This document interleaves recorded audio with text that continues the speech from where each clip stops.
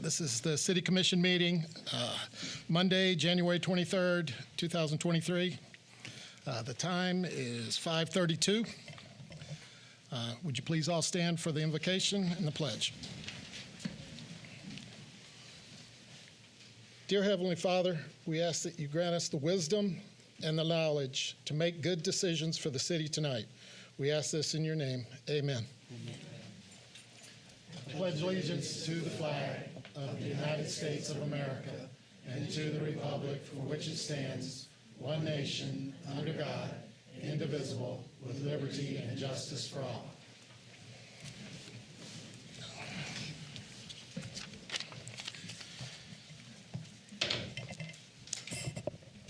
Okay, so proclamations, we have none. Presentations, we have none. At this time, we'll have public comment. This section is reserved for members of the public to bring up matters of concern or opportunities for praise. Issues brought up will not be discussed in detail at this meeting. Issues will either be referred to the proper staff or will be scheduled for consideration at a future City Commission meeting. Comments are limited to 3 minutes. Do we have any public comment? Please come up and give your name and your address, please. Hi. My name is Kristen Nelson. I live at 2928 Tangerine Court, Leesburg, Florida, 34748. I am here on behalf of my friend, Steven Sidlewski. He has already provided you with the personhood resolution language last year in 2022. A bill that would acknowledge the personhood of an embryo would recognize the personhood and constitutional rights, life, liberty, and pursuit of happiness of all unborn human individuals at the moment of conception. Unborn children have the unique DNA that the world has never seen before, and that life deserves to be protected. We were created to know God and glorify Him. This is in our best interest. We are all creations of God. The Bible says, however, for as many as are led by the Spirit of God, they are the sons of God. The mind governed by the flesh is death, but the mind governed by the Spirit is life and peace. Please contact my dear friend Steve and place him on the Leesburg agenda soon. He can be emailed at brotherstevengerard@gmail.com. We desire that Leesburg become a new personhood city this year by Mother's Day. Thank you, and Jesus loves you. Bye-bye. Any other public comment? Please come forward.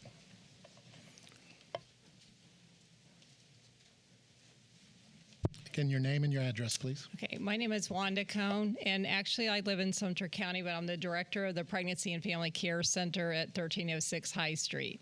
So I'm here for the same reason that Kristen was speaking on, and I'm also the secretary of the statewide organization Personhood Florida. And so I just want to encourage you all to consider, they're calling it Personhood City, Sanctuary City for the Unborn, and the involvement that I have with Personhood Florida, St. Lucie County is considering becoming a sanctuary county. And again, it's just making a proclamation to the citizens and to the people in Leesburg that you want to be a city that supports life. What we're about is, it's not so much about abortion, it's about restoring civil rights to unborn children. And so I just want to ask you to consider, and I may be giving you some information in the future as well. So I'm just here in support of that. Thank you. Thank you. Any other public comment?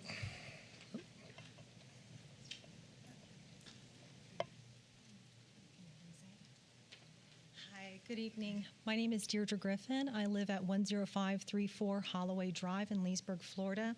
I'm here today to express my concerns with an annexation rezoning case proposal that does not require a second access for ingress and egress.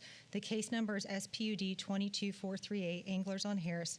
The only ingress and egress onto 441 is overrun by heavy commercial development and causing congestion and confusion.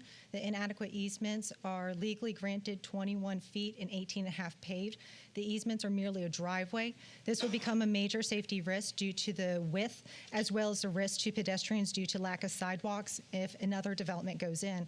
The road network has significant safety issues. If someone blocks the road, since there's only one way in and one way out, there would be no way to get an ambulance or fire truck into the area. This is not in harmony with the public's best interest, as it jeopardizes the safety and welfare of the existing community. Essentially, you are making a substandard condition worse.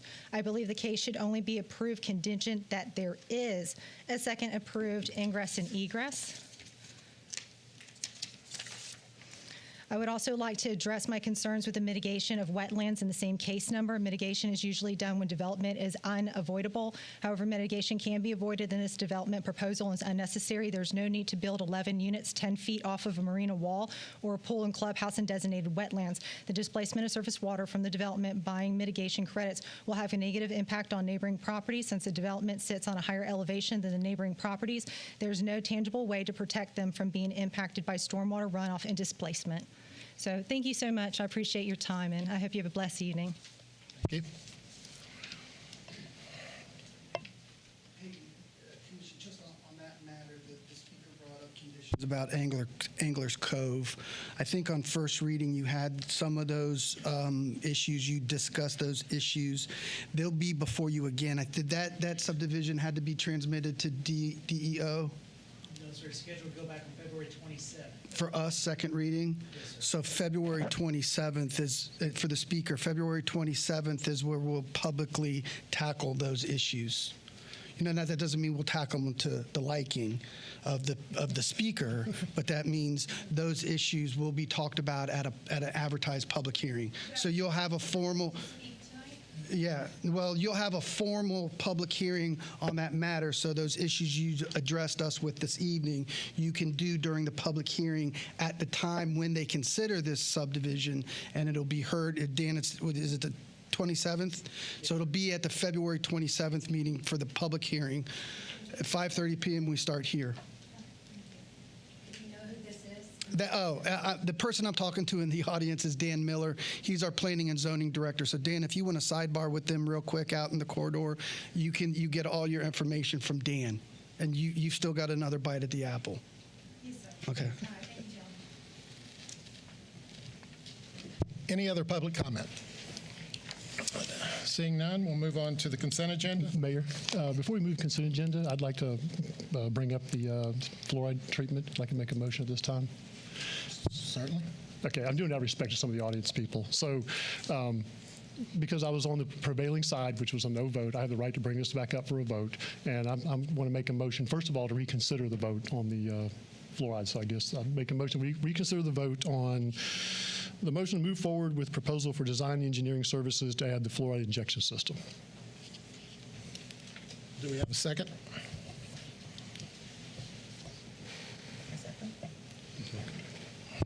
Oh, excuse me. I second, yes.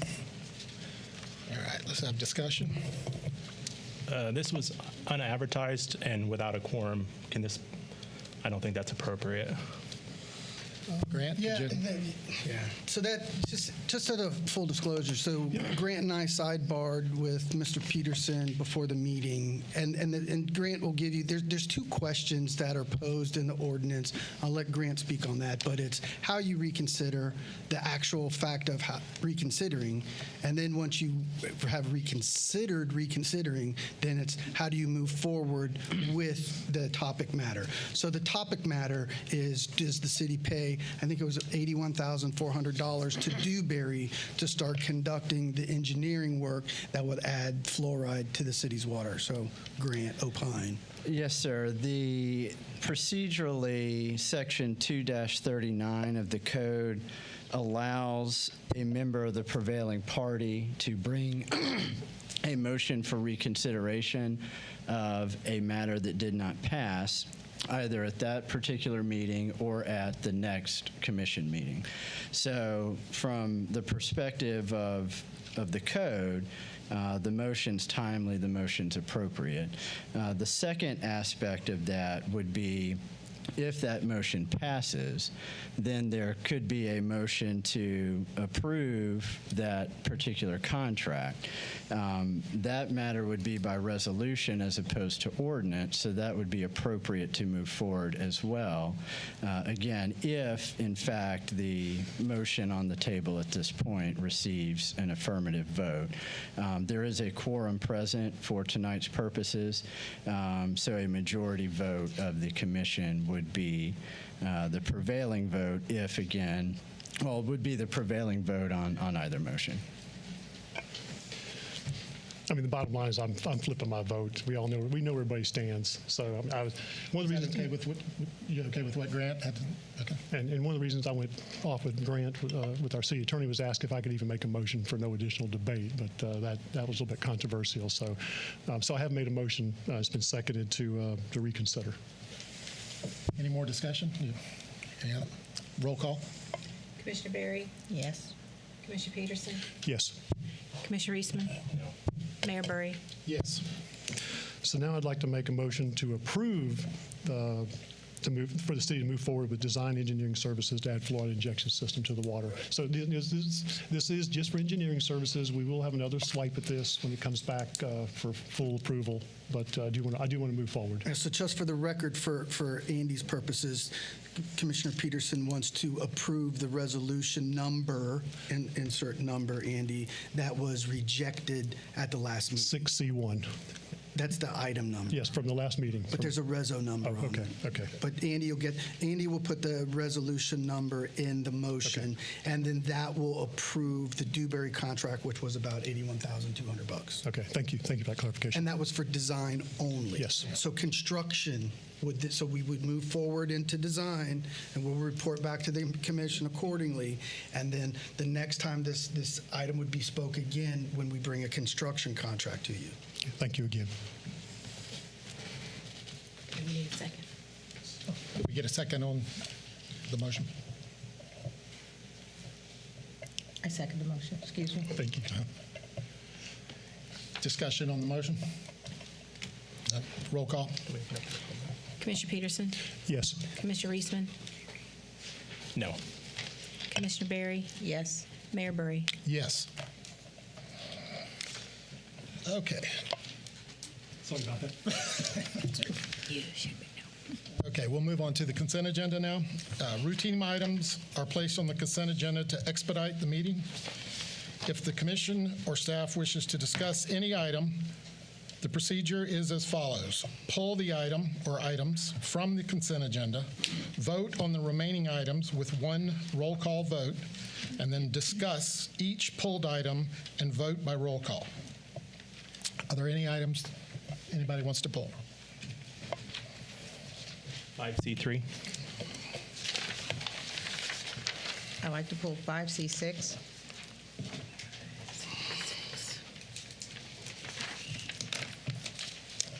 Good. All right, we'll ask for a roll call vote on the remaining. What's that? Put a motion in second first. Okay, yeah, we need a motion to approve the consent agenda. Okay, so I'll make a motion to approve all the remaining items on consent agenda. Second. Okay. Now we can call for roll call. Okay. Commissioner Eastman? Yes. Commissioner Berry? Yes. Commissioner Peterson? Yes. Mayor Burry? Yes. Okay, would somebody please introduce 5C3? Introduced and asked to be read by title only.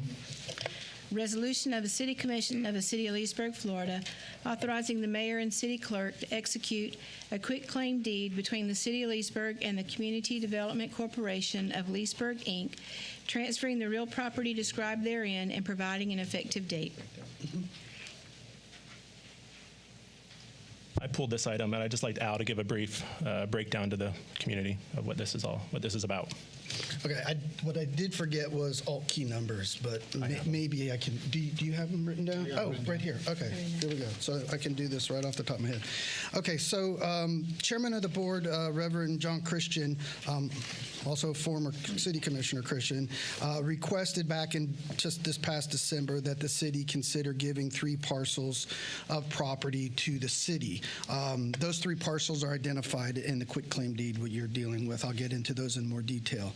The purpose, as he lined out from the CDC, was to conduct commercial and social purposes pursuant to the redevelopment plan the CDC has considered and contemplated for the Pine Street corridor, which includes, I would say the Pine Street corridor is Pine Street from Canal to Lake, and its various side streets. This portion of the Pine Street corridor consists of, say, Pine Street and Childs up to Maine.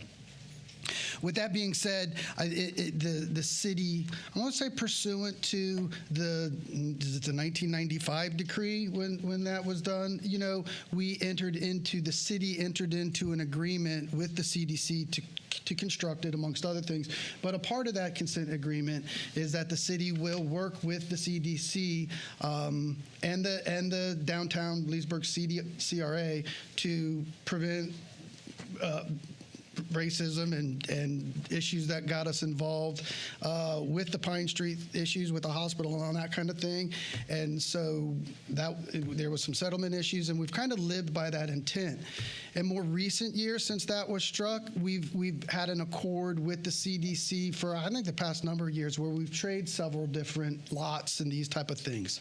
For the most part, the CDC has used those lots that we've donated to for affordable housing type programs. And our SOP, our standard operating practice of how we've given surplus lots to the CDC is through quitclaim deed. No specific agreement. We understood that it was going to be housing. We understand what that looks like, that feels like, and we've done a quitclaim deed. And the CDC has lived up to their intent. They've built housing on some of those properties that we've donated or they haven't been built on yet. So this flavor of this request, I think, from Pastor Christian's letter is a little bit different because it's seeking to go towards a commercial and social aspect. And I think there's varying levels of what that means if you don't know what the specific CDC plan is. So my suggestion to the commission is on the lots that are affected, watch what the zoning of these lots are that we're giving. So in that route, let me throw these numbers out. All key numbers 1265797 and 1773741. Those 2 parcels make up the greater part of the southeast corner of Child and Maine. So it's kind of across the street from the African American Museum and ROMAC, if you will. And if you visualize Bike Week, that's where the CDC, that big open field that's kind of a little bit indented because it kind of turns into a stormwater drain right now. That's where the CDC has done barbecue cooking for Bike Fest and big events. So the CDC is asking for that lot to be used in a commercial and social way. A commercial and social way, again, open definition, so to pin it down a little bit more so everybody shares the same expectation would be if you just quitclaim deed those 2 parcels to the CDC, it's zone C3. So C3 can be a ton of different things pursuant to the code. And you got to look in the land use table, it's 28-380 or something like that. I think it's 28-285.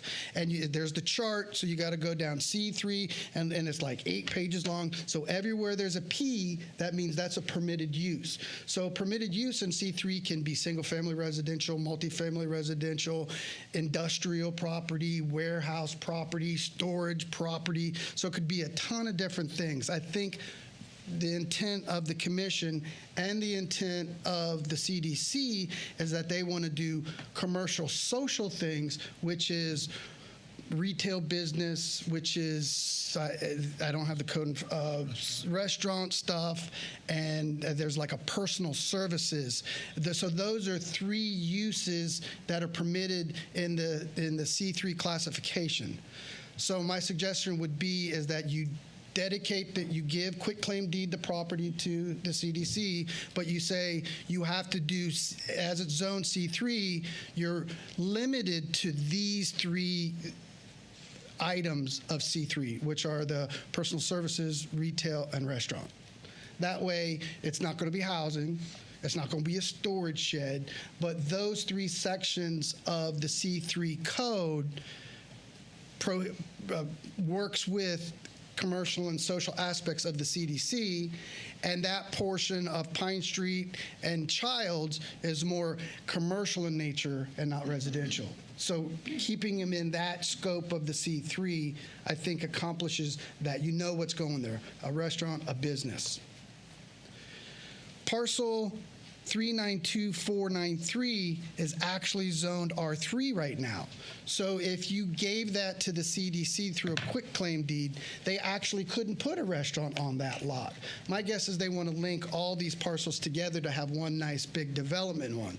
So I would suggest that when you give that, you say, CDC, we're giving this on the condition that you come in and rezone this to C3 with the same restrictions that we put on lots 1265797 and 1773741. That way, that corridor is dedicated to the CDC's purpose, and you know it's going to be some type of commercial or social aspect pursuant to the caveat that you're hooking on there, which goes back to the land use development regs.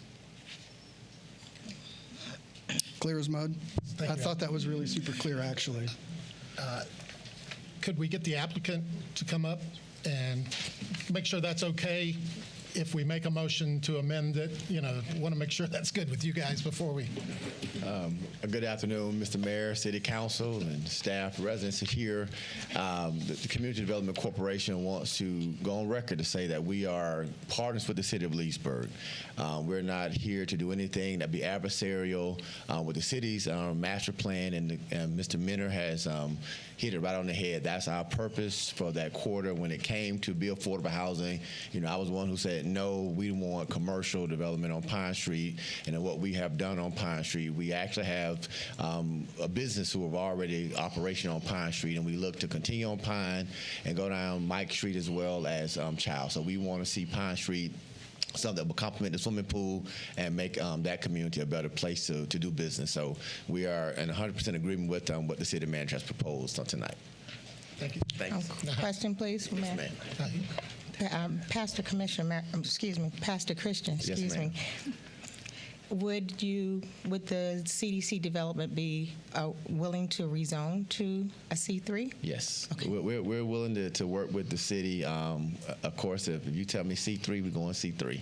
And if someone gives us $2 million and say do 3-story, we're going to come back and beg you to help us do 3 stories. So right now, our goal and financial outlook is to do retail shops for business owners can come and be on live on Pine Street again. Mm-hmm. Second question, please. Yes, would you be willing to share more of what you envision for that area? Or Yes. can you do that at this time, being that that is part of District 1? Yes. And- Right now? Okay. Okay. Would you rank just a high level? Oh, yeah. Okay. Well, Pine Street, we've been blessed working with the City of Leesburg with the ARP funds.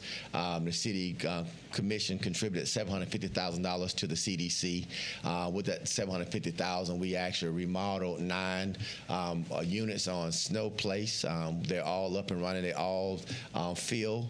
We're actually working with the city and the county now to try to get home funds to build more units for people. First, look, we had about 50 people who needed housing. Those units were actually in code enforcement. Feces was running down the road. The CDC purchased it from a local resident. We took $150,000 out of $750,000, and we remodeled all 9 units with funds that the CDC already had. Pine Street, we opened up a restaurant, which was the Keg. Building, all the buildings were disrepair. They were not active. We have a lounge for social activities on Pine Street, a candle shop. We just turned a barber shop into a hat shop. So Janetta Hats is open there, and we have the building that's been vacant probably 25 plus years is now a business center for small businesses. There are 4 pods. We have 3 pods already operational with one left. We also got $450,000 or $350 from the city, and we put $100,000, and we bought where the barbecue stand is. We bought that whole row. So with our CRA funds of 2023, we're going to start remodeling those businesses, and those quadplex where people used to live will now become businesses where people can now open up their small businesses and start on Pine Street. The Child Street now will allow us to build and construct new businesses for Pine Street. We know there's an element of negativity. I've had to call the police just 2 weeks ago because people were actually breaking into the buildings and sleeping. So that's why we need the business activity there, the eyes and ears on Pine, Childs, and Mike Street 24 hours a day. So the African American Museum, we are looking for someone to open that up on a regular basis so people can see and hear about the African American culture here in Leesburg and Lake County. We have a business on Mike Street, and of course we're going to be remodeling the barbershop, and we have a tenant that's ready to go in the barbershop. So we're probably going to have at least 10 new businesses in Pine, Mike, and Child Street into next year.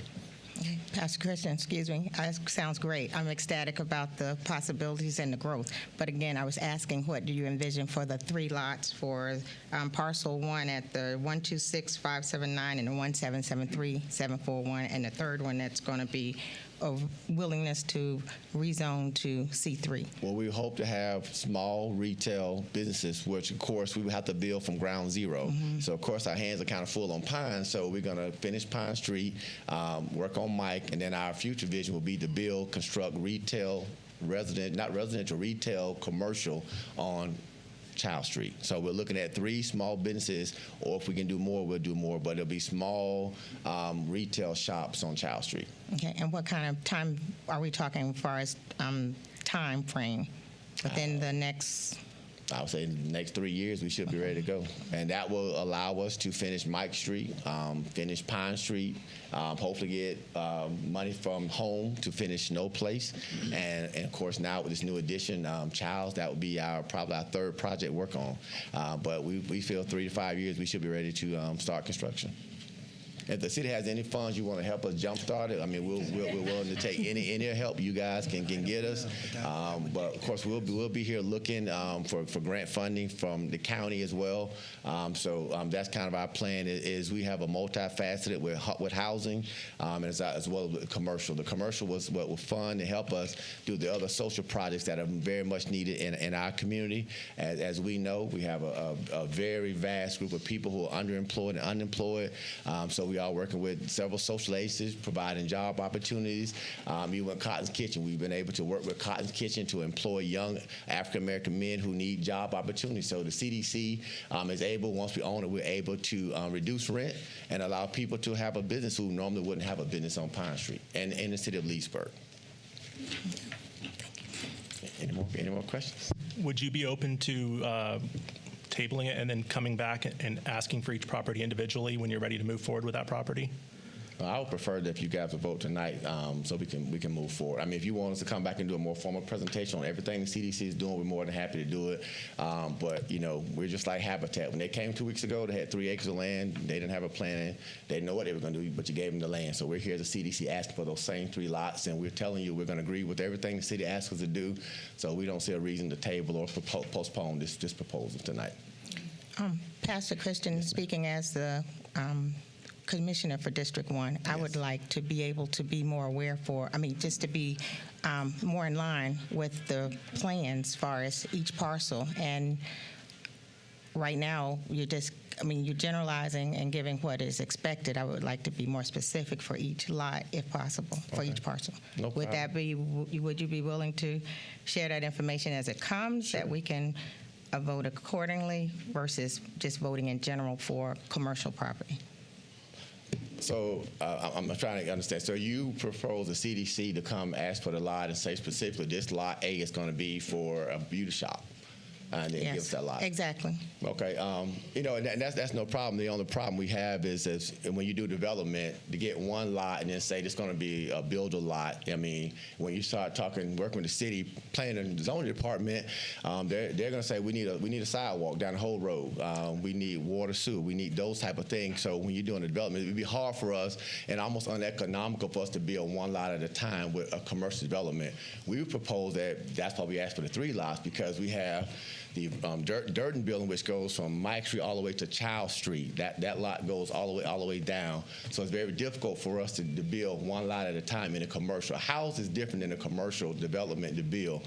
I think our track record speaks for itself. Whatever we've did with the city, we fulfilled our obligation. I don't think there's one thing that the CDC has done in the last 10 years that we partnered with the city that the CDC hasn't fulfilled its commitment and obligation. So, we just like other organizations that come, most of them don't have a full-fledged plan on exactly what they're going to do. I mean, I was here 2 weeks ago.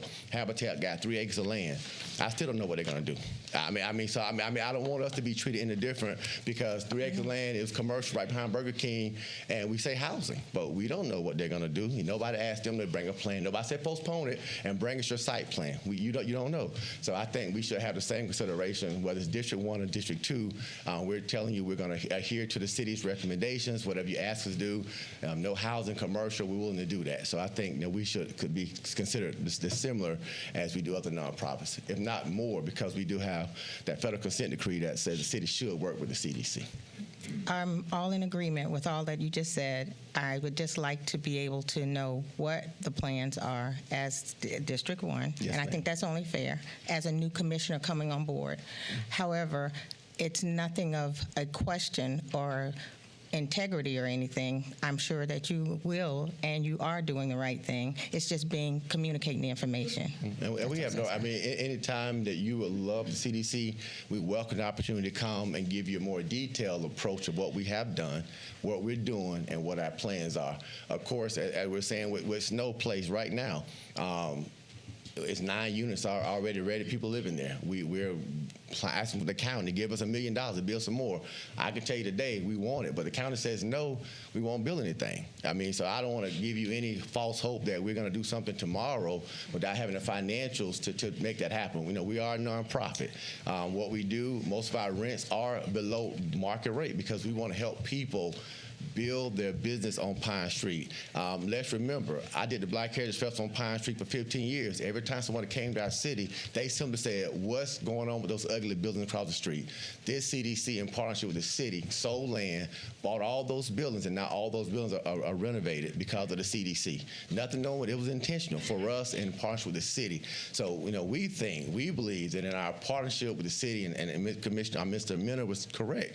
The city, since its administration, we've had no issues with the city of Leesburg. The city of Leesburg has been a great proponent of revitalization of Pine Street, and we feel this is a small ask for the city and the CDC. Because remember, a month ago, these same lots were getting ready to be designated for affordable housing. These same lots last month, what a vote would have been affordable housing lots. Our person said these are not affordable housing lots. These lots should be commercial, which will lead us to Pine Street. That was me. So with CDC, who is the developer, the redevelopment partner for that area, is simply saying continue to work with the CDC and let's keep working, developing lot, and making Pine Street and District 1 better, because I don't think anyone in District 1 is working harder than the CDC or East Leesburg making that happen. Thank you. You're welcome. Appreciate it. Good evening, Dr. Jasper. Pastor Christian pretty much got up here and expounded on what I wanted to say, but I did have a question for you, Commissioner Reisman. Did you have any specific concerns regarding the lots, or what was your... No concerns, just kind of a master plan. Okay, great. And I just Come want to say back for and the do a record, presentation of this is what we want to do on this piece of property, something okay, like and that. just for the record, I do sit on the same board as he does, so thank you.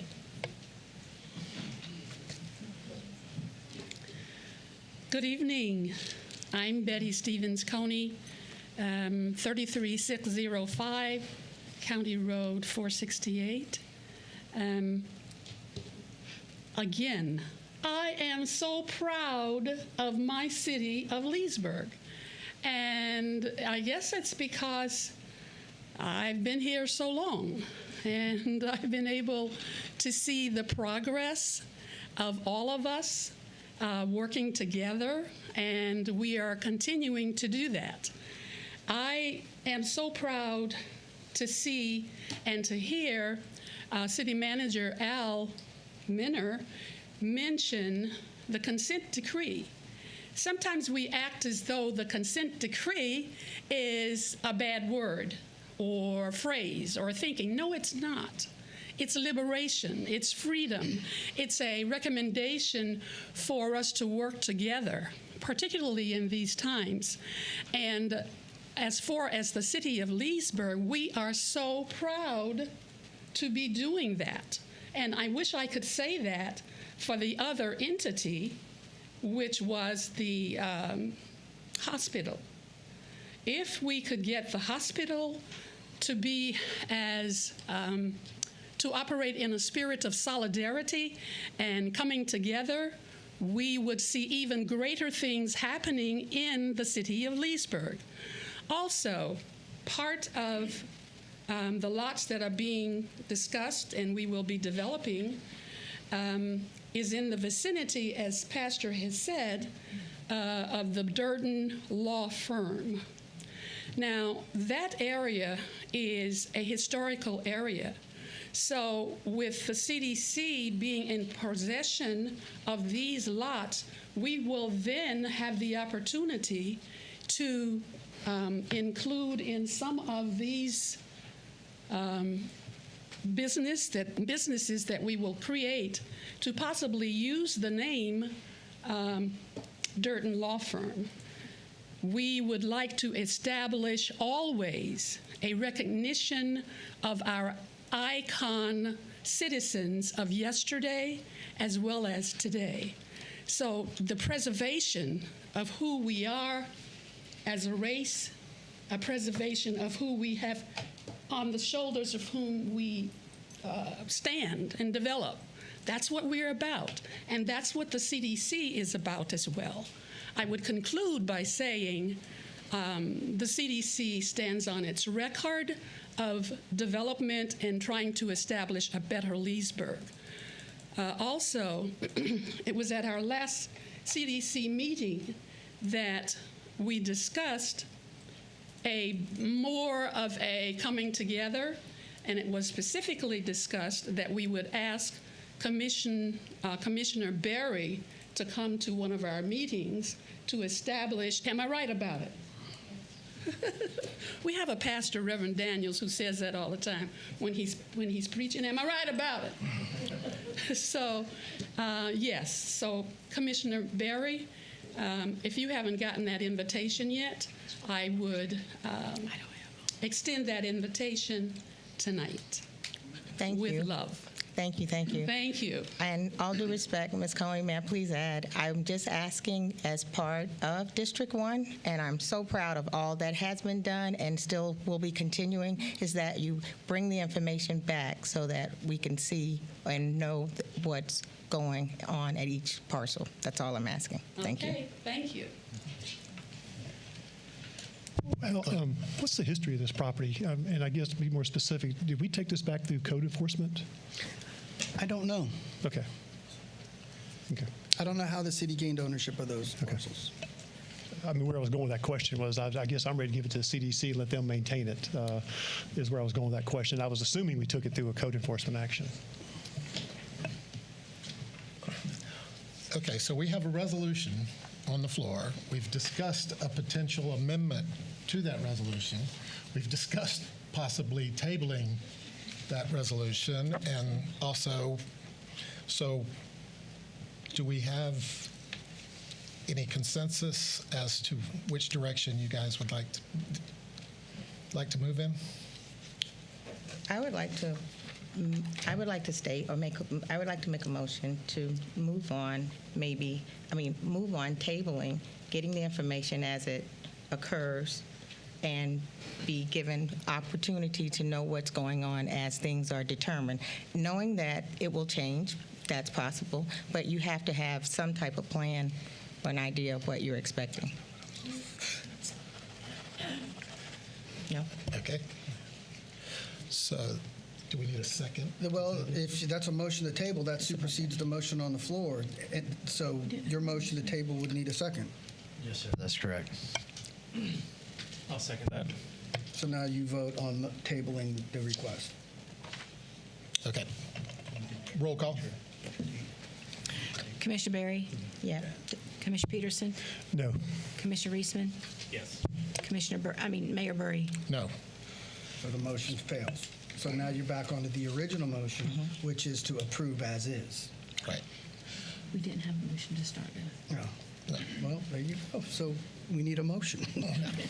So do we have a motion for item 3 to have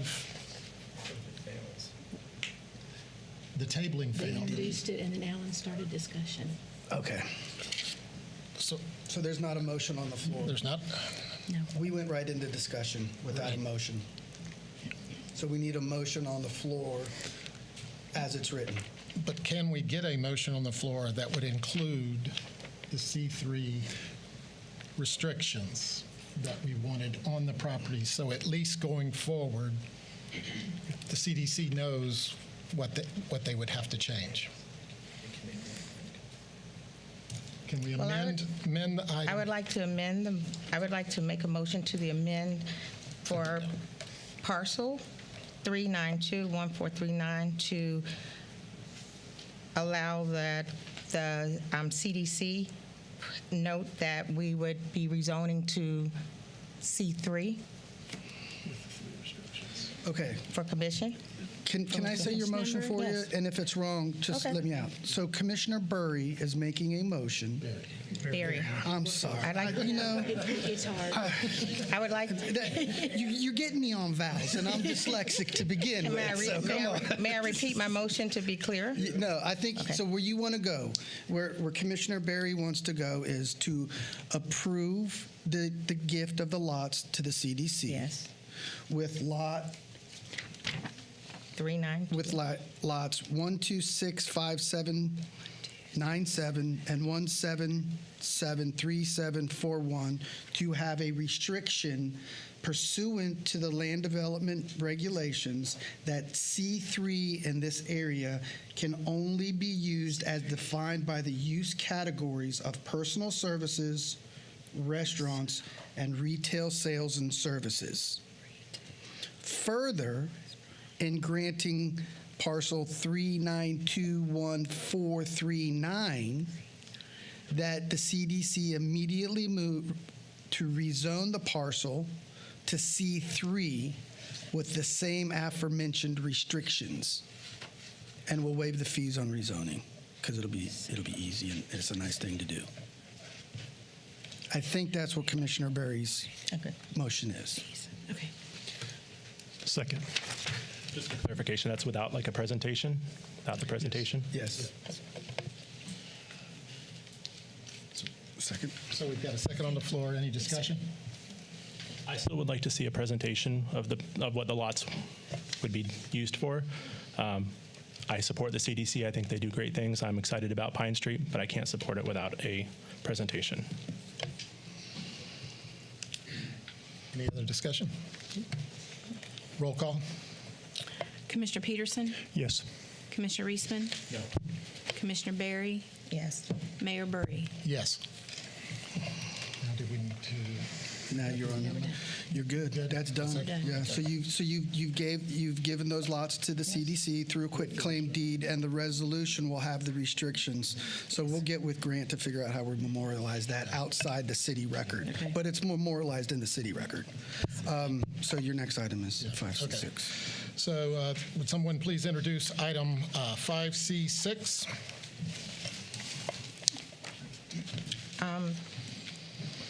This was the. Go ahead. I'll introduce and ask to be read by title only. Resolution of the City Commission of the City of Leesburg, Florida, amending the fiscal year 2022-23 budget for the general stormwater, Carver Heights CRA, wastewater, and airport funds for the first quarter and providing an effective date. I would like. Move for approval. Move for approval? Yeah. Second. Okay. Yeah, go ahead now. Yeah. Yes, I would like to discuss and find out more for the location on 701 McCormick Street for the line item for Carver Heights CRA fund for $245,100. I got it. I got it, Brandy. Yeah. Okay. So this item is a typical amend the budget. You know, the budget's a living, breathing document. It changes throughout the year, and on a quarterly basis, we go in and we do budget adjustments for fiscal year 23. The specific item that's in your packet that Commissioner Berry is asking about is the CDBG grant in the amount of $245,100. So we received the CDBG grant, and so the money, so again, just the money trail is federal government, it's HUD money. Then it goes to the state breaks it down to the county. So we're working with our partners at the county CDBG program to get that HUD money to the city. The specific grant application was made for a food pantry at that Ad 701 McCormick Street. So that's what the money's going to, that's what you're amending the budget to do, is a revenue stream, which is all grant, $245,000, and then an expense that's a project that's called the 701 McCormick Street Food Pantry. So in grant money, out project. I think Commissioner Berry would like to, I think Commissioner Berry's position there is, I'll let her explain for herself, but I just would like to discuss further exactly what the project is, because we said food pantry, and also there has been a market, a fresh market on Saturdays for foods to bring, as well as vendors to be available to come out. And I just want to be clear of exactly of the project. I'm just concerned with the residential area and in the community now becoming commercial with traffic. Also, would this be governed by the West Leesburg CDC that would be responsible for this? And would this be open for all city area for Leesburg and whoever comes for the food pantry? I just have several questions. I also want to say, as far as a newly elected commissioners myself, I want to understand what the project has already been in place. I was aware of I realize this is a long-term project, community project, and I'm just wondering, would this be wise to place a multi-purpose building in the Carver Heights neighborhood where we're struggling to build our community development, rebuild our community right there as a residential area, and what would come of it? My last question is, I'm also in favor of the homeless deserves to be supported citywide and not just through District 1, because there are many, many churches and organizations that provide establishing or supporting the homeless, but this population would probably continue to grow in the Carver Heights area if that area is set there to actually feed the homeless. So I just want to make sure that I'm understanding exactly what the project is. If someone could explain. Again, I'm going to kind of ask a question. This is for my sake and Commissioner Berry's sake. This was approved, so this is nothing more than the CDC. We approved the project, or no, the CDC approved it. We approved, I thought. Maybe I'm wrong. And now we have some grant money flowing in, so it's less. Is that a fair statement? No. Okay. But kind of. Everybody, we're missing. No, but kind of. Okay. We're missing acronyms and getting a couple things confused. So, break it down. The city's Carver Heights CRA authority approved this. So this is a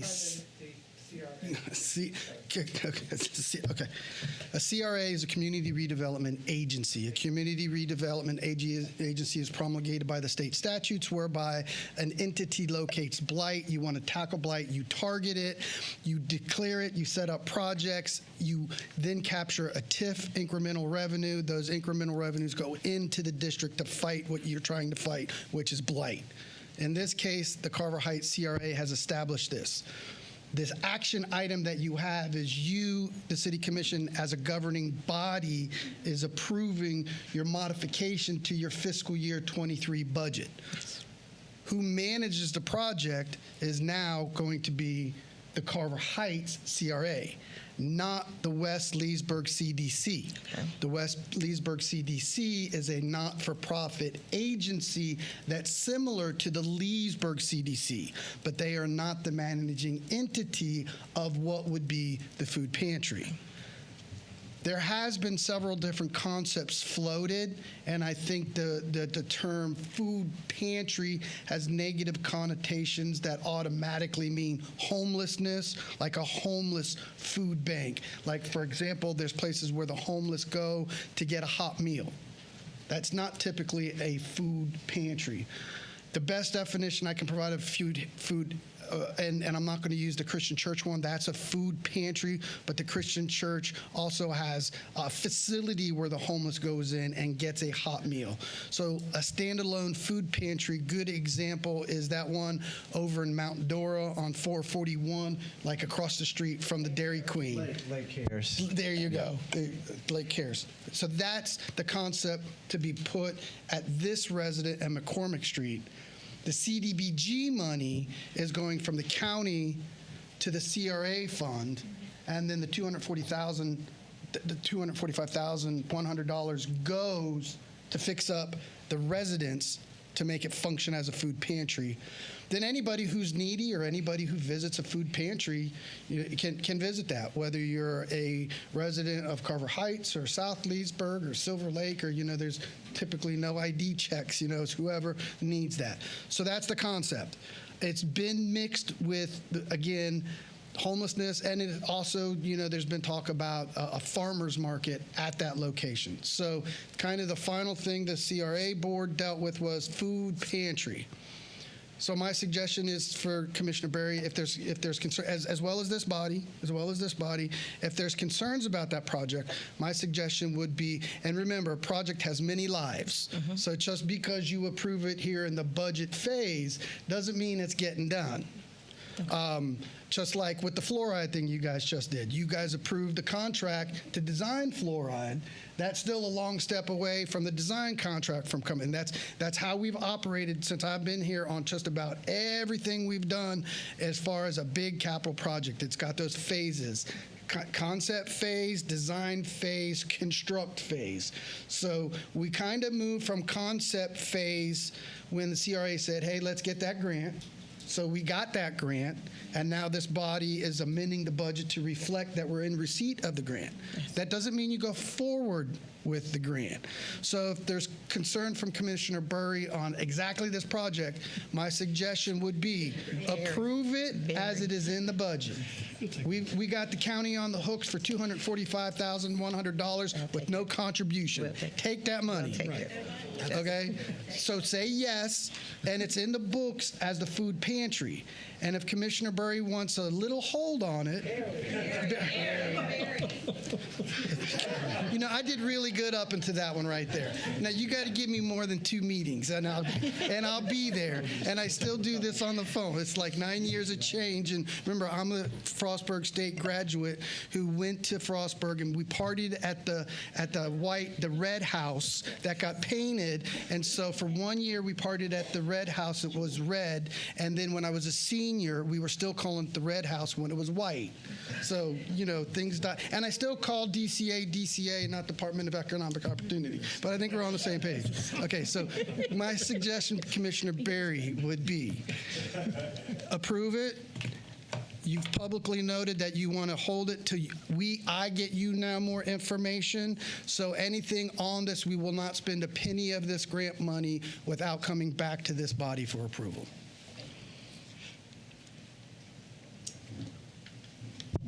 Any more discussion? Yes. That helped me.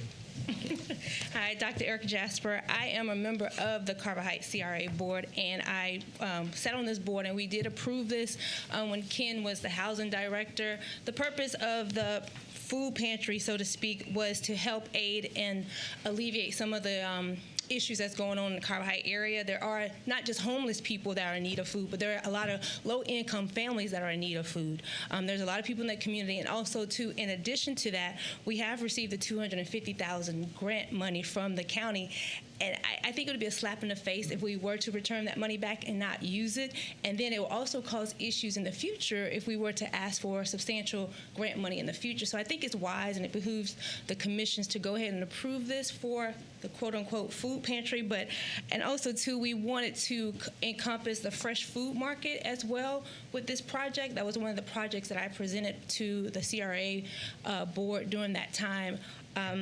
I was going to also to ask Commissioner Berry, did you have any ideas outside of not moving forward with this? I mean, because the building is dilapidated, it's an eyesore to the community. I mean, I think since we have the money to move forward with this project, and you'll be amazed, the demand for it was quite astronomical. As I spoke to some of the members of the community and trying to see what can we do to improve the neighborhood, because trying to eliminate the blight, that's one of our main goals in the CRA. So, did you have any other thoughts or ideas? No, not at this time. Okay. Thank you. So for my clarification, she said approved. The money was, we approved this at one point for this, in the CRA budget. Now we're adding the CBD grant. But we have not put it out to bid or anything. Yeah, on Commissioner Berry's behalf, most of this was done before she was elected. Correct. So it's an old project, and these projects get done in multiple pieces, which is difficult. So the project is technically a Carver Heights CRA project. So any expense for the project will need to be approved by the Carver Heights CRA board. The Carver Heights CRA board is comprised of this body plus Dr. Jasper and Kevin Connor. Mr. Connor. You guys appoint those boards in your appointment meetings.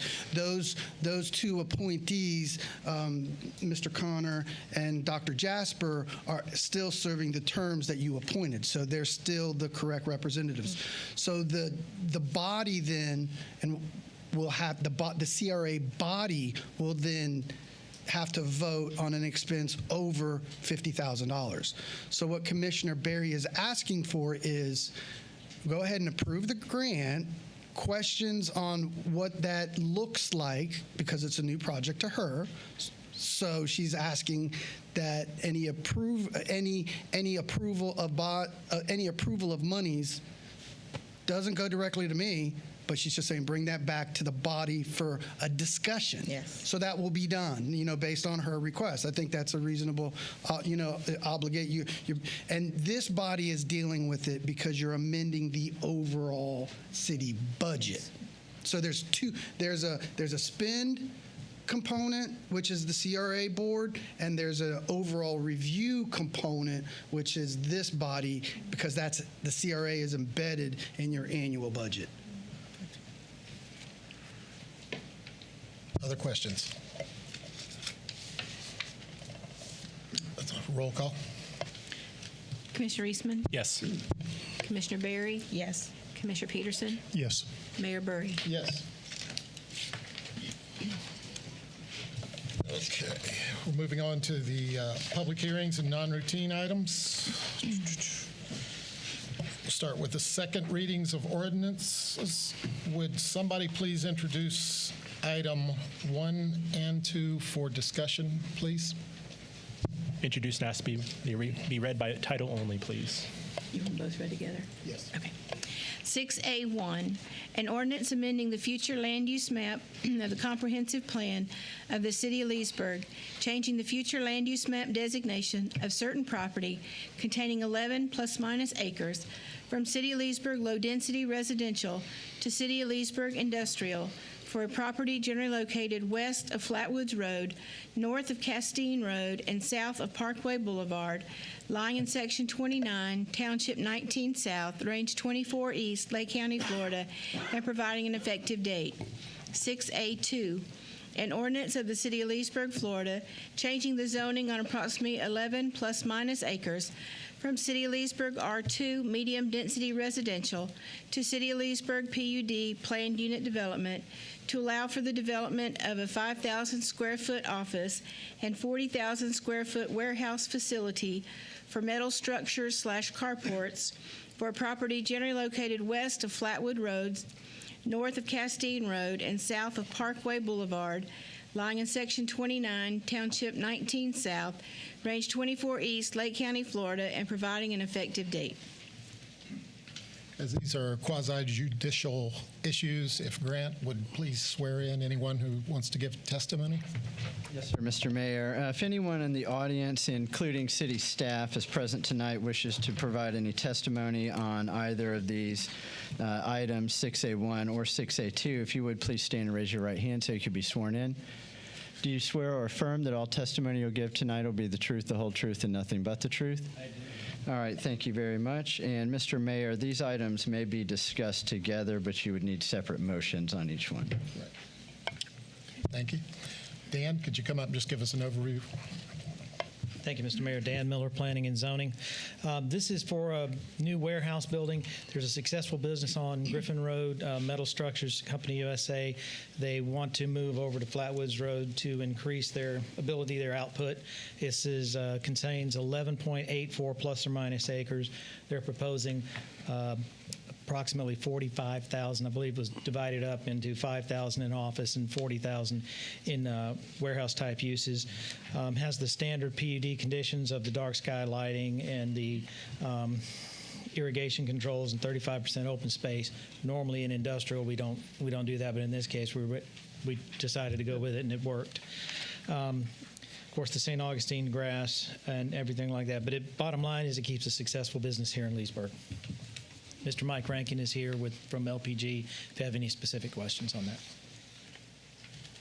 Does anyone need to hear from Mike? Have any questions regarding? Any discussion from commissioners?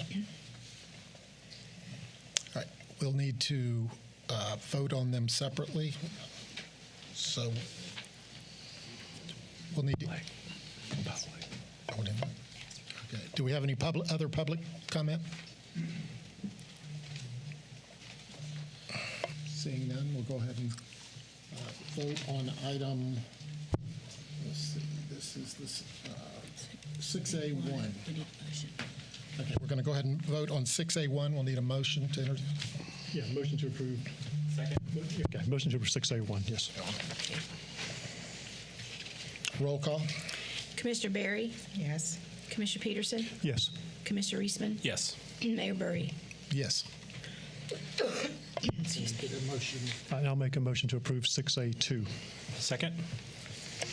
Roll call. Commissioner Peterson? Yes. Commissioner Eastman? Yes. Commissioner Berry? Yes. Mayor Burry? Yes. We're all family here. Thank you very much. Appreciate it.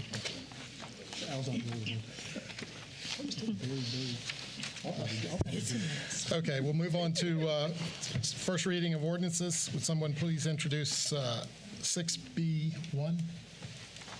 I'll introduce and ask to be read by title only. An ordinance of the City of Leesburg, Florida, amending Chapter 28 of the Code of Ordinances regarding stormwater management, providing for inclusion in the Code of Ordinances, providing for severability, providing for conflicts, and providing for an effective date. Move for approval. Oh, no, this is first reading. Okay. Yes, first reading. So I ask Al just to kind of give us a quick one on that, if he would. Okay, so, man, you guys put me on the spot. No, but this is an important modification, and this is not a land development regulation modification. So it doesn't go to the Department of Economic Opportunity. It will be back before you on the 23rd, 13th. On February 13th. So here's what we're trying to do with this ordinance.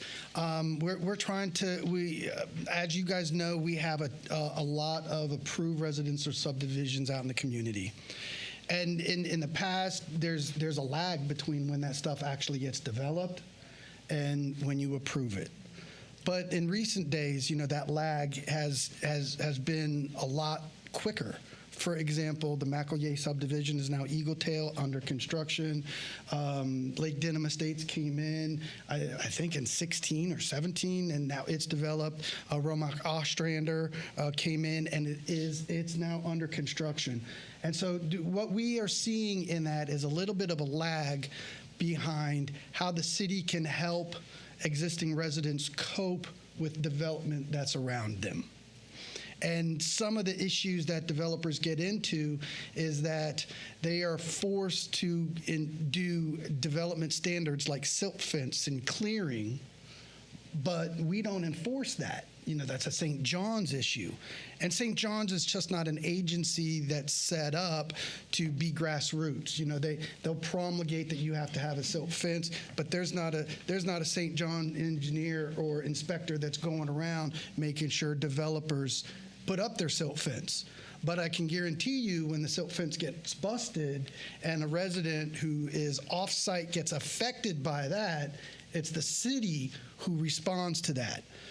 So we are trying to establish better rules of engagement that keep the relationships between development and existing neighbors operating in a reasonable fashion.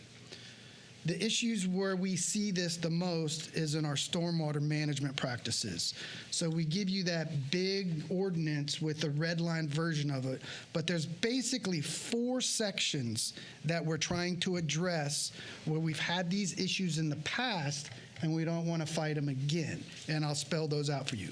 So Section 28.8 establishes clearing and grading standards so runoff conditions are the post-construction as pre-construction silt fences and seeding. So in English, what that means is when a subdivision clears the land and they start building, we want them to be required to put up their silt fence. We want them to sod or seed areas immediately so that when a rainstorm comes, mud doesn't go down city roads and end up in residents or non-residents' yards. That's happened, and we're in a tough spot on this because that's really not ours to enforce. We've had it twice. Developers, for the most part, have worked in good faith with us. But as other subdivisions are coming online, we need stronger language so that we don't have these mudslide conditions. Another one, this is kind of an ad, if you remember the situation at Arlington Ridge, where we went back in post facto and paid for grading and drainage improvements on lots where there should have been a survey done by the engineer prior to CO to say, yep, I built that condition with the proper slope. Well, we didn't have that. The developer said it did. We got caught, so we ended up paying for those improvements. So this section of code says before you get your CO, we want a raised stamp. We want a stamp from your engineer or surveyor that says we graded every lot the way it's supposed to be, which is it's supposed to have it's like 1% of fall from, it's in the code. It's something benign, but that little benign statement that says you have to have 6 inches of fall off of your, and that's not the right number, but it's you know what I'm saying, that gets enforced. Right. The next one is just general housekeeping stuff, like making sure you empty your dumpsters and that kind of thing. And then the third one adds enforcement measures so that we can lien properties or enforce what we're saying. So that's the purpose of this ordinance. So it sets till next month when you do it. It's been in Public Works now for better part of 9 months, going back and forth between review. Cliff and Ryan Gurdon, I think, have done a great job doing this, and it's missed my desk probably, or it's come to my desk and back to their desk 3 or 4 different times from my interpretation of being overly strict. That would be something that would prohibit development that you might not want to do, like requiring bond for seeding, to just enforcing areas where we see weaknesses. So it's been through a couple of different iterations. We've done homework with other areas, with other municipalities in the area, and as well as around the nation to kind of see where everybody's at on this. And I think we've come up with one that's reasonably helps the city enforce development standards so that our existing residents and sometimes non-residents aren't affected by our development. Comments from the commission? Yeah, I compliment staff because I've dealt with those complaints. So, any public comment on that? Roll call. You don't. That sits. Oh, it's going to leave. That sits till next meeting. That'll sit till let's see, to 213. 213. That's right, okay. So then we have, would somebody please introduce items 2, 3, and 4 on the first reading? Introduce items 2, 3, and 4 to be read by title only. 6B2, an ordinance of the City of Leesburg, Florida, annexing certain real property consisting of approximately 109.63 plus minus acres, being generally located east of U.S. Highway 27 and south of Florida's Turnpike, lying in Sections 7 and 8, Township 21 South, Range 25 East, Lake County, Florida. Providing that said property so annexed shall be liable for its proportionate share of the existing and future indebtedness of said city. Providing that such annexed property shall be subject to all laws and ordinances of said city, as if all such territory had been a part of the City of Leesburg at the time of passage and approval of said laws and ordinances. Providing that such annexed territory shall be placed in City Commission District 3 and providing an effective date. 6B3. An ordinance amending the future land use map of the comprehensive plan of the City of Leesburg, changing the future land use map designation of certain property containing 109.63 plus minus acres from Lake County Regional Office to City of Leesburg Neighborhood Mixed Use for a property generally located east of U.S. Highway 27 and south of Florida's Turnpike, lying in Sections 7 and 8, Township 21 South, Range 25 East, Lake County, Florida, and providing an effective date. 6B4, an ordinance of the City of Leesburg, Florida, changing the zoning on approximately 109.63 plus minus acres from Lake County A Agriculture to City of Leesburg PUD Planned Unit Development to allow for mixed-use development for a property generally located east of U.S. Highway 27 and south of Florida's Turnpike, lying in Sections 7 and 8, Township 21 South, Range 25 East, Lake County, Florida, and providing an effective date.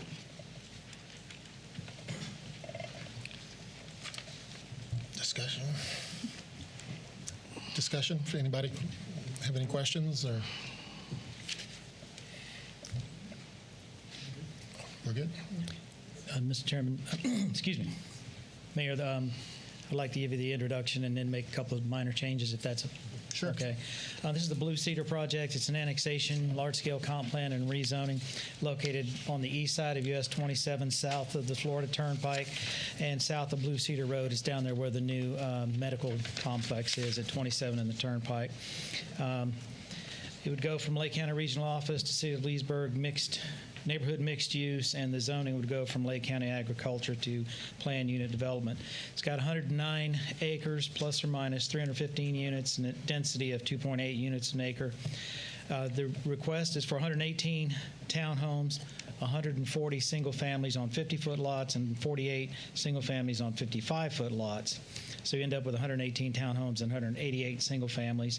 And in addition to that, it'd be just under 10 acres of commercial office and institutional with about 300,000 square feet of those uses. Standard design and architectural standards, 35% open space, buffers, irrigation controls, et cetera.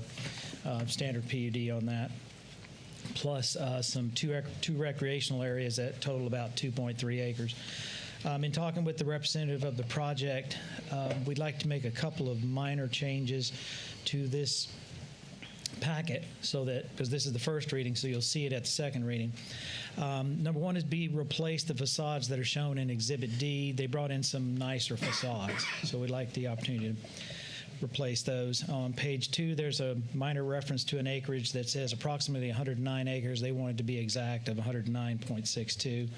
Minor things like that. And then on page 2, we wanted to add into the PUD to allow the flexibility to change the number of townhomes or single family in each of the 3 lot types to account for market conditions. And what I mean by that is that the change would not allow the developer to exceed the total number of lots, which I believe was 317. Yes. But they could take one type of lot, like the 50-foot lots, and up plus or minus 10%, the 55 plus or minus 10%, the townhomes, do those plus or minuses, but your total number of units remains the same. That would just be to allow for market conditions. Ms. Carolyn Haslam of the Ackerman Law Firm in Orlando is here to answer any specific questions that you may have. But that's really it. This one went through Planning Commission with only one person showing up, I believe. So, thank you. Any questions from commissioners? No, the developer having the right to change it doesn't bother me. I remember we had another development recently where we pushed back on that. That was a different design. That was where they had to choose either option A or option B. And this one is just saying if you have 100 single families in a PUD, you could do 90, you could do 110. But you'd have to make it up in the other section. I'm fine with that. I'm so fine. That's all it is allows them to balance it out. Okay, that was more for my clarification. Thank you. Yes, sir. Yeah, and I think that was a 307 units. Was it Is the total. 307? 307, yeah. I think they wanted to make that, was 307 correct? That's what I had in the document. Okay, thank you. Yeah. Okay, any public comment on this? All right, this item will lay. We do need to make a motion. Well, that was your annexation. Yeah. That lays over. When we get into the land use stuff, you need to make a motion to transmit. Did I get that right? Yes, because this one is a large scale, so we do need to make the motion similar to the last meeting to transfer. B3. If you want public comment, take it. Any public comment? Yeah, Okay, so yes, somebody- please. I'm Lisa Reness, and I actually, with Deirdre, good she's still here. Could you say your name again, please? Lisa Reness. And I just, listening to this, and every day that I work, I'm a honeybee inspector for the state, and I drive all over Lake County and 6 other counties. And we've just got development over development, multifamily homes, but I see them empty. Where are all these people coming from? Do we really need these? And what we're missing is our wildlife. I have beekeepers that are losing thousands of acres of area for commercial beekeepers. Over 33 states of beekeepers come to this state, and we're losing habitat for those bees to feed the whole nation. And what is Leesburg? You know, you said you had was it 2 acres or something for where's the development for wildlife corridors? What's happening to our ag just being snapped up constantly? I just wondered. Yeah. Well, most of this property, I can just speak a little bit to it. Back in the 70s, it was all agriculture. It was, all orange grove. 12 years ago. But it hasn't been agriculture. It's been pine tree property a little bit. That's forestry. My degree's in forestry. Well, I understand that, but We're destroying Florida's forests and well, as I said, in 1970 through about 82 and 85, 90% of the property we're talking about was in orange groves, and it's gone. The citrus industry is gone. I've been here, Claremont just Right. now homes instead of Okay. citrus. All right. But pine trees would have been better, and not pine trees that were in a pot, because we're hurting the aquifer because we're not planting trees back that are deep-rooted instead of just bonsai. Okay. I just wondered if y'all had a plan for that. Anybody have any comment on that? I would, those are the issues that we deal with all the time. I'm not trying to be evasive, but I think the comments are noted by this body. Yes. This subdivision will get sent off for the comment at the state, and then during the public hearing portion of this on second reading, you'll deal with all these issues, and the public will have another opportunity to ask comment, and there will be a presentation from the developer that addresses all these things. So it's the process. All right, so we'll need a motion to. Yes, sir, that's right. You'll need a motion to approve the transmittal of this to the department. Okay. So, second. Discussion. Everybody good? Roll call. Commissioner Berry? Yes. Commissioner Peterson? Yes. Commissioner Eastman? Yes. Mayor Burry? Yes. Okay, so this sets. You might want to. So this sets just for we got new nuts going. So now what the process is we transmit this item to the Department of Economic Opportunity. They review it. They provide us comment. When we get their comment back, we will publicly advertise the hearing for second reading for the annexation, the land use, and the zoning. Typically, that process takes around 45 to 60 days. So you probably look for something in March-ish of when we'll publicly advertise this. If you have questions in the interim, call the Planning and Zoning Department, and they can be more specific. You ready to move on? All right. There are no non-routine items. Go to informational reports. Do we have any city attorney items? No, sir. No real specific items. I just wanted to update the body that, and I know the mayor is aware that we did finalize a couple of real estate contracts this last week for Lift Station 72, so they'll be able to move forward. I know Public Works has been waiting on that. And we also had property on Center Street that's also going to be used for some drainage works for Public Works. So we just got those closed last week at the tail end of the week. So just wanted to update everyone on that. So good stuff for the city to be able to move forward with those projects. Other than that, I don't have anything, and just a pleasure to be with everyone as always. Thank you, Grant. Do we have any city manager items? Yeah, two, and I'll be brief. Because of the two new commissioners, Commissioner Reisman and Commissioner Berry, just one item to make you aware of as far as kind of a litigation thing. We are still in suit with the Sunnyside Land Development Corporation, I think is its formal name. And so that's a petition of the city of Leesburg versus Sunnyside Land Development Corp. Regarding the Sunnyside subdivision that was proposed out in Sunnyside. So the city denied that. The developer has sued us to get more density. I can give each of you a debrief on that.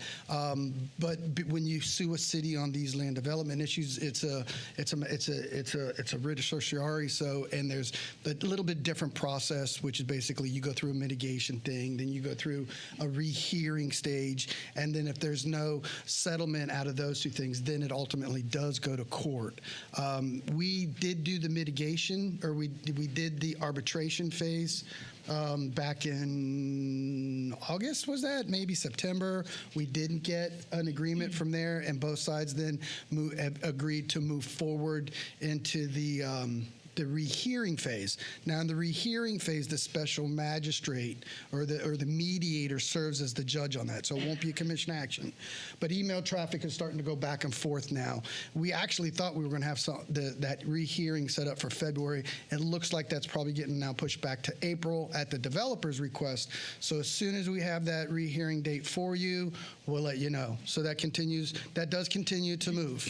And then the second issue on Wednesday is the Lake County Joint Land Planning Session. The county, as you know, has been periodically meeting with all the munis in the county to talk about some of the issues of development, like we spoke to earlier tonight. Chairman Kirby has asked that each city make a 5-minute presentation. I know that Mayor Berry is going to be Mayor Burry is going to be at the meeting. If any other commissioner plans to be there, are you going to be there? No, I'll be out of the state. Okay. If any other commissioner's going to be there, just give us a friendly heads up so we can advertise that more than one commissioner may be in attendance. The meeting is on Wednesday at 9 a.m. at the Pavilion in Tavares. And just for a quick, super brief update, we get 5 minutes to talk about the city's growth and vision plan. So that's a lot of information in 5 minutes.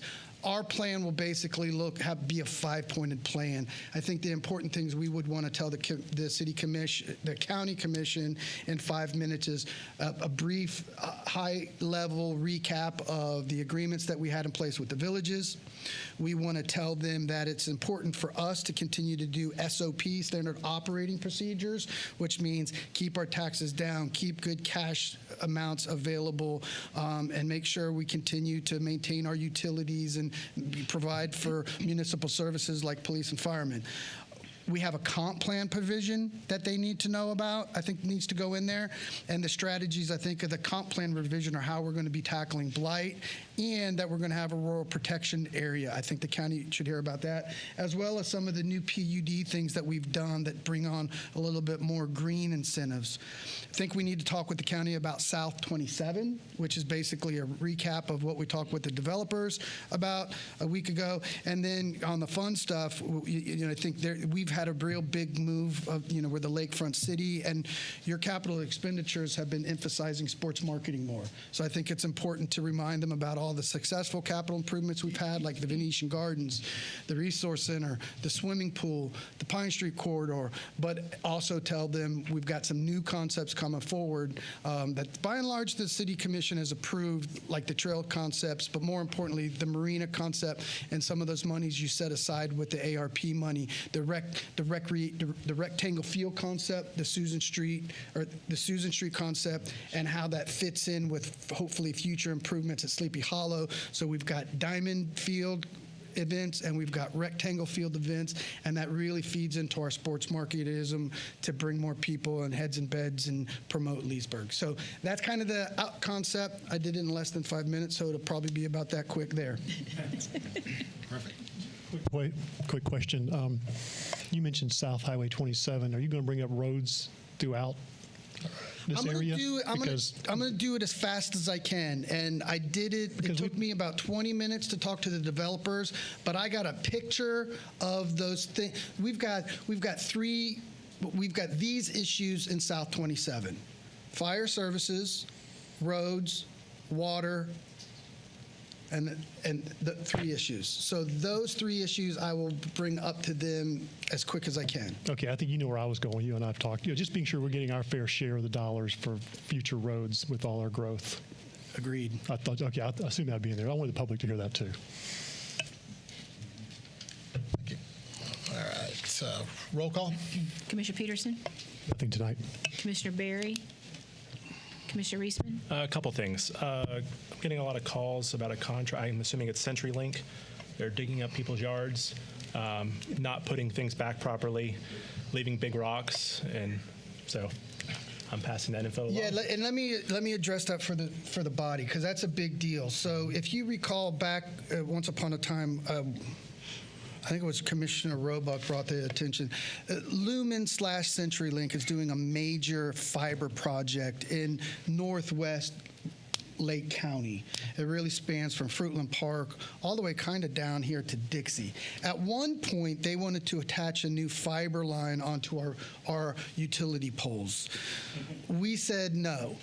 And we kind of fought with them over this because they pulled up some statutory language. This is long, but folks need to hear it. They pulled up some statutory language where they tried to force us to put their fiber on our poles at our expense. And we fought back on that, saying no, that's the wrong interpretation of that statute.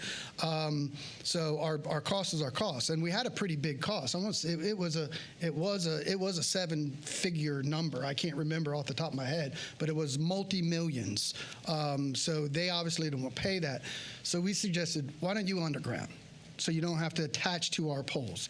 And there's a reason why they didn't want to attach the poles. I'll leave that out. I'll talk to you sidebar. But it's about the window of space you have on a utility pole for other utilities when there's electric on a pole.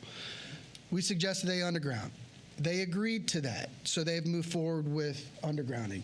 Then I think a couple months ago we brought you that USIC locating agreement, because the fiber company is moving so fast that the gas department, who has historically done our locates, couldn't manage all the utility requests for locates they brought in, so we contracted with USIC to do that. They are getting their locates done. They are being Lumen or CenturyLink, synonymous. The problem is their contractor is frankly moving through the community very recklessly. The last incident occurred, I think, on Friday. You may have noticed there's a big water leak kind of by Center Street and 27, across the street from the Baptist Church property.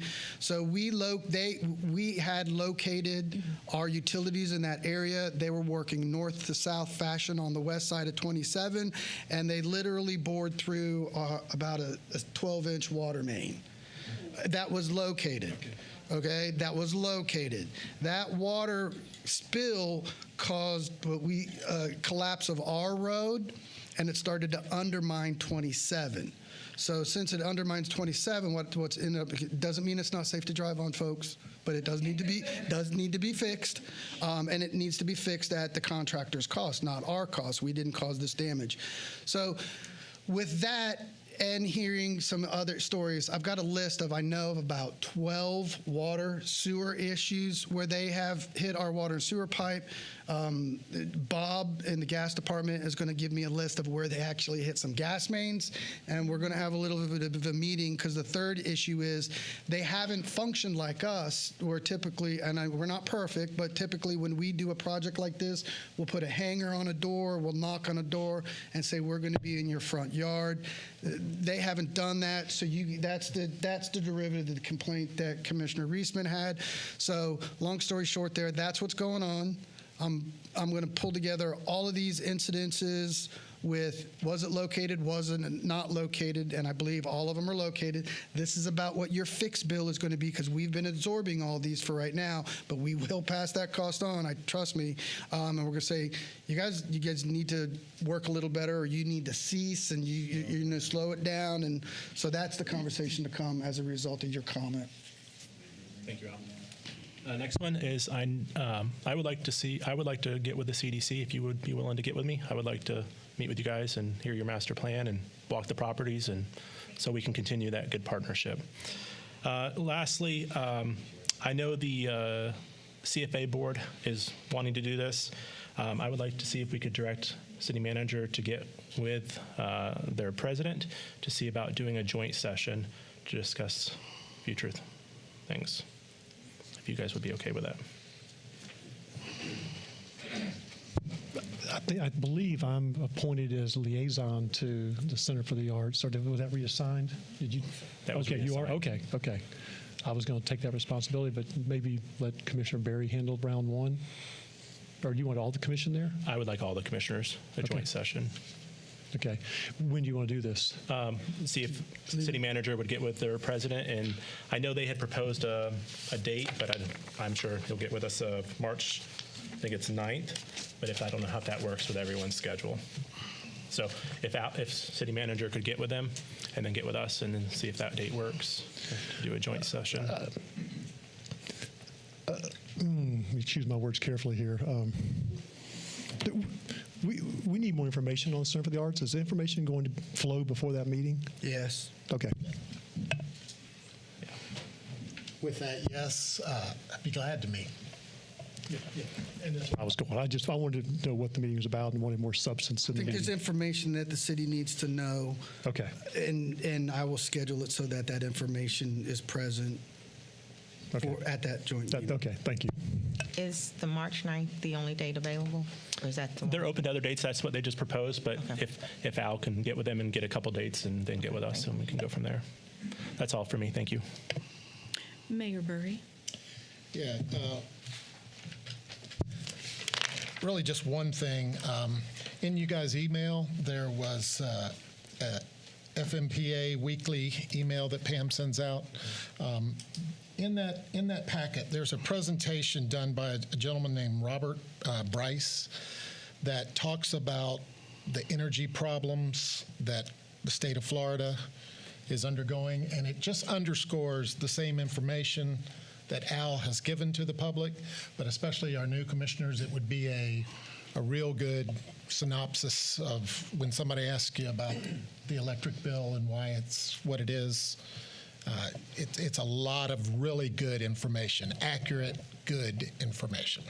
So And if it's okay, I'll just make a few comments. I have not seen that, but thank you. I will go back and look at that article. I pointed out to Al maybe a month ago, there's that article in the Orlando paper. It was front page, Orlando Sentinel, but to the point. Orlando Utility Commission, no, not Orlando, all the big boys, FPL, Duke, are just now going to the Public Service Commission to request rate increases. So, we were here, we were one of the first to raise our rates, and by the time they all start raising their rates, hopefully we'll be starting to bring ours down a little bit. So just a little, clarification on that. And then also, Al mentioned the joint planning with the county. We'll be attending Wednesday. So that's all I've got tonight. Move for approval? Or move for adjournment. How about that? Move for. Good job.